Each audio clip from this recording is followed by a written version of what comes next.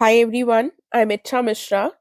देखिए, ये जो हमारी सीरीज चल रही है ये आपके यूपीपीसीएस प्रीलिम्स 2024 और जो आपका आरओ आरओ का एग्जाम होने वाला है उन दोनों के लिए बहुत ही इंपॉर्टेंट है। सभी सब्जेक्ट्स के इंपॉर्टेंट क्वेश्चंस को हम करेंगे और मेरा प्रयास है कि इसको मैं रोज ही लेकर आऊँ। तो इन केस आपने चैनल को नहीं सब्सक्राइब किया है तो कर लीजिएगा ताकि आपको नोटिफिकेशन मिल सके उसका। और टेलीग्राम चैनल के माध्यम से आप मुझसे जुड़ सकते हैं। अगर आपका कोई भी प्रश्न हो तो आप मुझसे वहां पर पूछ सकते हैं। ठीक है। देखिए, कुछ लोग आप लोगों में से मुझे पर्सनली मेल करते हैं कि मैं उनको अलग से कुछ स्ट्रैटेजी बता दूं, तो ऐसा नहीं है कि मैं कुछ अलग से उनको बता पाऊंगी वहां पर, क्योंकि जो भी स्ट्रैटेजी या जो भी चीजें सही लगती हैं मेरा प्रयास है कि वो मैं यूट्यूब के माध्यम से ही आप लोगों को बताऊं। इन केस आपका पर्सनल कुछ ऐसा क्वेश्चन है, आपको नहीं समझ में आ रही है यूपीपीसीएस एग्जाम से संबंधित कोई चीज, तो आप टेलीग्राम चैनल को ज्वाइन कर लीजिए, जिसके माध्यम से आप डायरेक्टली मुझसे वहां पर क्वेश्चन पूछ सकते हो और मैं उसका रिप्लाई जरूर करूंगी। ठीक है। तो प्लीज उसको ज्वाइन कर लीजिएगा। जब आप लोग ऐसे मेल्स करते हैं तो मुझे अजीब लगता है कि मैं उनको रिस्पॉन्ड नहीं कर पाती हूँ, तो इसीलिए मैंने ये बताया। बेसिकली हिंदी और इंग्लिश दोनों में ही ये हमारे क्वेश्चंस हैं, तो आप जिस भी मीडियम में कन्वीनियंट हो वो आप उसको रेफर कर सकते हैं। तो देख लेते हैं हमारा आज का पहला क्वेश्चन क्या है। आज भी हमारा क्वेश्चन जो है वो एनवायरमेंट के ही है। पहला क्वेश्चन देख लेते हैं। दो स्टेटमेंट्स दी हुई है। पहले में कहा गया है उत्पादकों से लेकर बाद के पोषी स्तरों तक ऊर्जा का प्रवाह जो है ये यूनि डायरेक्शनल होता है, यानी कि एक देशीय होता है, एक दिशा में होता है।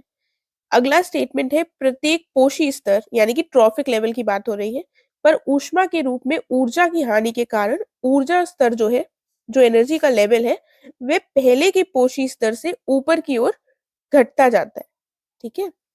तो यहाँ पर हमारे दोनों ही स्टेटमेंट्स जो है वो करेक्ट हो जाएंगे। ऑप्शन सी करेक्ट होगा। जो एनर्जी फ्लो होता है ट्रॉफिक लेवल्स में, वो प्रोड्यूसर से जब हम दूसरे लेवल्स पर बढ़ते हैं ट्रॉफिक लेवल्स पर, तो एक ही देशीय देशीय होता है। ठीक है। एक दिशा में हमारा एनर्जी फ्लो होता है। ऐसा नहीं इधर भी एनर्जी फ्लो हो रहा हो, उधर भी हो रहा हो, वापस भी हो रहा हो, ऐसा नहीं हो। ठीक है। उसके बाद है एनर्जी लेवल डिक्रीज होता है पहली ट्रॉफिक लेवल से जब हम ऊपर की ओर बढ़ते हैं, क्योंकि एनर्जी का लॉस होता है हीट के फॉर्म में प्रत्येक ट्रॉफिक लेवल पर। ठीक है। तो दोनों स्टेटमेंट्स हमारे यहाँ पर सही होंगे। अगला क्वेश्चन देखते हैं। कहा गया है सिटेशियंस, यानी कि सिटेशियंस कौन से होते हैं पहले ये पता कर लेते हैं। तो ये सिटेशियंस बेसिकली मरीन मैमल्स होते हैं। ठीक है। तो उन्हीं को सिटेशियंस भी कहा जाता है या फिर कैटेसियन भी कहा जाता है। ठीक है। तो मरीन मैमल इनमें से कौन सा नहीं है? Whales, dolphins, porpoise, salamander. ठीक है। तो सारे एक्वेटिक एनिमल्स मरीन एनिमल्स ही हैं। तो इसमें से कौन सा नहीं है? वो है हमारा सैलमेंडर। बाकी ये जो तीनों है ये हमारे मरीन मैमल्स की कैटेगरी में आते हैं।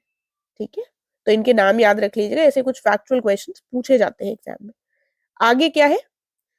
तो ये भी एक ऐसा ही क्वेश्चन है। स्नेक्स जो है वो कहाँ से स्मेल करते हैं? ठीक है। तो कहाँ से स्मेल करते हैं? अपने कान से, पूंछ से, जीभ से या फिर सर से? कहाँ से स्मेल करते हैं स्नेक्स? स्नेक्स स्मेल करते हैं अपनी टंग से। ठीक है। तो थोड़ा सा ये विचित्र फैक्ट है, याद रखिएगा। अपनी जीभ के माध्यम से उनको स्मेल आती है। फिर नेक्स्ट क्वेश्चन क्या है? बात हो रही है AQI, एयर क्वालिटी इंडेक्स की। तो एयर क्वालिटी जो इंडेक्स है इसमें क्या कहा गया है AQI के बारे में? कि इसने 8 पोल्यूटेंट्स के बारे में इंडेक्स बताता है। इसमें कौन कौन से आते हैं? PM2.5 यानी कि particulate matter, PM10 ammonia, lead, nitrogen oxide, sulphur oxides, ozone और कार्बन मोनोऑक्साइड। ठीक है। तो इसमें कौन कौन से आते हैं? ये 8 जो है ये आठों के आठों आते हैं। दोनों स्टेटमेंट्स हमारे यहाँ पर बिल्कुल सही हो जाएंगे। ठीक है। एक चीज यहाँ पर याद रखिएगा, यहाँ पर CO2 कार्बन डाइऑक्साइड नहीं आता है। ठीक है। तो ये काफी फंसाने वाला क्वेश्चन हो सकता है अगर हम इसको ध्यान नहीं देंगे तो। याद रखिएगा इसके बारे में। फिर अगले क्वेश्चन की तरफ बढ़ते हैं। क्या कहा गया है अगले क्वेश्चन में? देखिए, आज थोड़े से कंपैरेटिवली इजी प्रश्न है, लेकिन ऐसे प्रश्न पूछे जाते हैं इसलिए आपको ध्यान रखने पड़ेंगे कि अगर आपको आता है तो आता है, नहीं आता है तो नहीं आता है। बिल्कुल ही स्ट्रेट फॉरवर्ड फैक्ट्स है। क्लीन गंगा फंड जो है, स्वच्छ गंगा कोष, इसका गठन कब किया गया था? तो ऑप्शन हमें दिए हुए हैं 2014, 15, 16, 17। इसका गठन बेसिकली 2014 में किया गया था। ठीक है।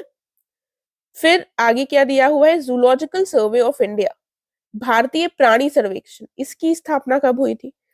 तो इसकी स्थापना 1 जुलाई 1916 को हुई थी। ठीक है। ऑप्शन हमारा करेक्ट हो जाएगा 1 जुलाई 1916। याद रखिएगा, एनवायरमेंट से क्वेश्चंस ऐसे ही बनते हैं। फिर आगे बढ़ते हैं अगले प्रश्न की तरफ। मिनीमाटा डिजीज सबसे पहले कहां पर डिटेक्ट हुआ था, ये बताना है। तो ऑप्शंस क्या क्या है देख लेते हैं। ऑप्शन में हमें दिया हुआ है जापान, ऑस्ट्रेलिया, जर्मनी, ठीक है, और फ्रांस। तो आप समझ गए होंगे यहाँ पर आंसर क्या हो जाएगा हमारा। मिनीमाटा डिजीज बेसिकली सबसे पहले हुआ था, मिनीमाटा डिजीज हुआ था सबसे पहले डिटेक्ट जर्मनी में, ठीक है, और ये मरकरी से होने वाला डिजीज है, मरकरी पॉइजनिंग से, ठीक है। देन आगे बढ़ते हैं अगले प्रश्न की तरफ। क्या है, अब ये एनजीटी से संबंधित क्वेश्चन है, नेशनल ग्रीन ट्राइब्यूनल, ठीक है। कहा गया है जो एनजीटी है ये सेंट्रल पोल्यूशन कंट्रोल बोर्ड से किस तरीके से भिन्न है। देखिए एनजीटी से क्वेश्चन ऑलरेडी पूछा जा चुका है, तो एनजीटी हमारे लिए इंपॉर्टेंट हो जाता है।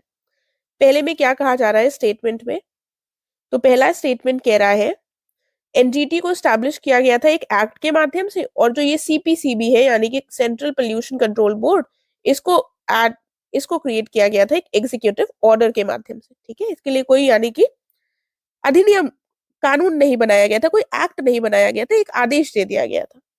फिर एनजीटी जो है ये एनवायरमेंटल जस्टिस की बात करता है, और ये हेल्प करता है रिड्यूस करने में burden of litigation in the higher courts, ठीक है, यानी कि कोर्ट में ना जाए केस, और एनवायरमेंटल जस्टिस से संबंधित ये डील कर लेता है। और जो सीपीसीबी है ये प्रपोर्ट करता है क्लेनलीनेस, स्ट्रीम्स की, वेल्स की, और एम करता है क्वालिटी ऑफ एयर को इंप्रूव करने में देश में, राइट। तो यहाँ पर हमारा क्या करेक्ट हो जाएगा, तो यहाँ पर हमारा जो करेक्ट आंसर होगा वो केवल बी वाला जो स्टेटमेंट है वो सही हो, ठीक है। केवल दूसरा स्टेटमेंट सही है, ऑप्शन बी करेक्ट होगा, क्योंकि जो एनजीटी है हमारा, इसको किसके द्वारा स्टैब्लिश किया गया था, इसको तो एक्ट के माध्यम से किया गया था, लेकिन जो हमारा सीपीसीबी है इसको भी एक एक्ट के माध्यम से ही किया गया था, और वो एक्ट कौन सा था, water prevention and control of pollution act, जो कि 1974 में आया था। और ये क्वेश्चन हमसे अभी 2023 वाले प्रीलिम्स में पूछा गया था, ठीक है। तो water prevention and control of pollution act 1974 का है, राइट। और जो नेशनल ग्रीन ट्राइब्यूनल है इसके लिए 2010 में एक एक्ट आया था, ठीक है। तो दोनों के लिए ही एक्ट के माध्यम से इसको दोनों को स्थापित किया गया था। अगला देख लेते हैं क्या क्वेश्चन है। इसमें बात की गई है इनमें से कौन सा इन सीटू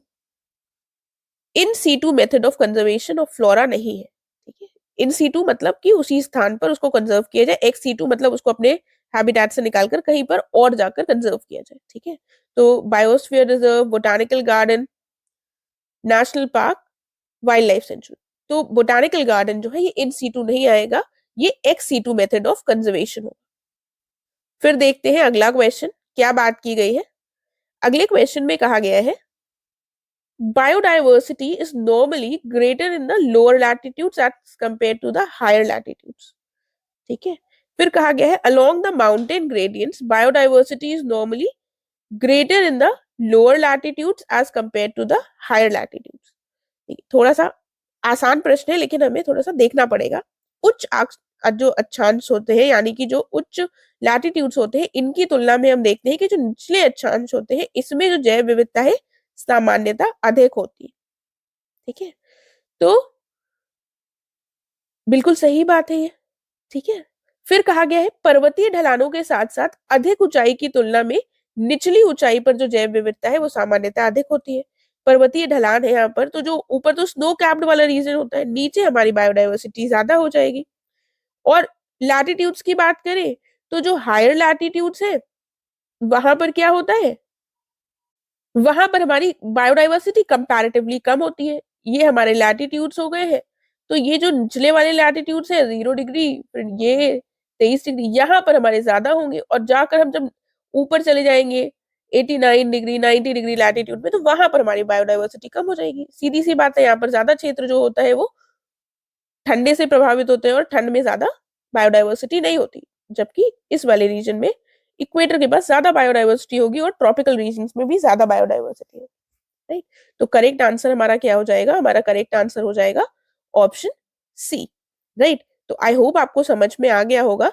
ऐसे क्वेश्चन थोड़े से डिफिकल्ट लग सकते हैं क्योंकि स्टेटमेंट में होते हैं, तो हमें लगता है स्टेटमेंट तो बहुत टफ होगी, लेकिन जब हम उसको पढ़ेंगे और समझेंगे तो हमें पता चलेगा कि इतना कुछ भी उसमें टफ नहीं था, और ये एक आसान सा प्रश्न था, राइट।